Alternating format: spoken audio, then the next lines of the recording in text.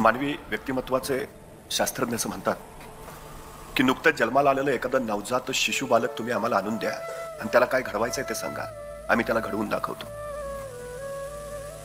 आपल्याला हवं तसं हवं ते घडवता येतं. मातीच्या गोळ्याला जर हवा तसा आकार देता येत असेल तर जिवंत हाडामांसाच्या गोळ्याला सुद्धा आकार देता येतो. ही सगळ्यात मोठी वस्तुस्थिती आहे. आपण ठरवलंय आपण काय घडणार आहात. आपण ठरवलंय आपण स्वतःच्या व्यक्तिमत्वाला कसा आकार देणार आहात. त्यामुळे ज्यांचं ध्येय ठरलेलं असतं त्यांचा यशाच्या दिशेनं अर्धा प्रवास झालेला असतो. फक्त ठरलेलं ध्येय किती तीव्रतेचं आहे याच्यावर त्याचं यश आणि अपयश अवलंबून राहतं. एक गुराखी जंगलात एका झाडावर बसून फांदी तोडत होता. गमतीची गोष्ट अशी की ज्या फांदीवर बसला होता तीच फांदी तोडत होता. तिथूनच त्या राज्याचा प्रधान चालला होता. त्याने त्या गुराख्याकडे बघितलं. त्याचा वेडेपणा त्याच्या लक्षात आला. ज्या फांदीवर बसलाय तीच फांदी हा तोडतोय. दिसायला देखणा होता गुराखी, पण बुद्धीनं कमी वाटत होता. अडाणी, अज्ञानी, अशिक्षित.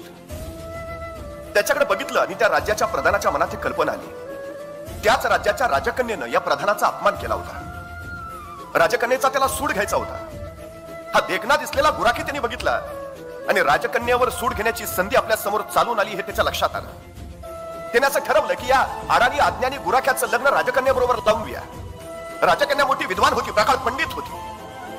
इतक्या विद्वान राजकन्याशी ज्यावेळी अडाणी गुराख्याशी मी लग्न लावून देईन त्यावेळी माझा बदला पूर्ण होईल. या प्रधानानं त्या गुराख्याच्या पोराला अत्यंत हुशारीनं विद्वानाचं रूप दिलं. अत्यंत चतुराईनं त्यांनी सगळ्या राजदरबारातल्या सगळ्या व्यक्तींना तो विद्वान आहे, प्रकाळ पंडित आहे हे त्यांच्या मनावर अगदी बिंबवलं, ठसवलं. राजकन्या लग्नाला तयारी झाली, लग्नही झालं. प्रधान बदला घेतल्याच्या आनंदात, सूड घेतल्याच्या आनंदात मग्न होता. राजकन्याला या सगळ्या प्रकाराची काही कल्पना नव्हती. आपलं लग्न एका विद्वानाशी झालंय याच भ्रमात ती होती. लग्न झाल्यानंतर एकांतात राजकन्यानं आपल्या या पती झालेल्या गुराख्याला विचारलं, अस्ति कच्चित वाग्विशेष? म्हणजे तुम्हाला वाङ्मयाबद्दल काही विशेष ज्ञान आहे का? आता मुळात हा अज्ञानी, हा शिकलाच नव्हता. राजकन्या काय म्हणतेय हेच त्याला कळालं नव्हतं. अस्ति कच्चित वाग्विशेष, वाङ्मय म्हणजे काय हेच त्याला माहिती नाही. तो गडबडा, गोंधळला आणि या गुराख्याचं बिंग फुटलं. राजकन्या भयान संतापली. आपल्या पतीला वाटेल तशी टाकून बोलू लागली. प्रचंड अपमान केला तिनं. आपल्या पत्नीनं केलेला हा आपला अपमान त्याला सहन झाला नाही आणि त्याच क्षणी त्याने राजवाडा सोडला. पण मनात एक निश्चय केला, आता परत येईन. तो विद्वान आणि प्रकाळ पंडित म्हणूनच परत येईन. आणि त्यांनी सरळ जंगलाची वाट धरली. कालीमातेच्या मंदिरामध्ये तो ज्ञानसाधना करायला लागला.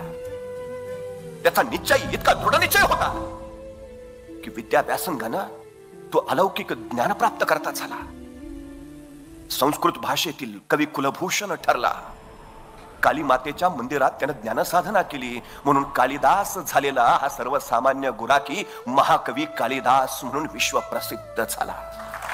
असेच नवनवीन व्हिडिओ पाहण्यासाठी या चॅनलला सबस्क्राईब करा.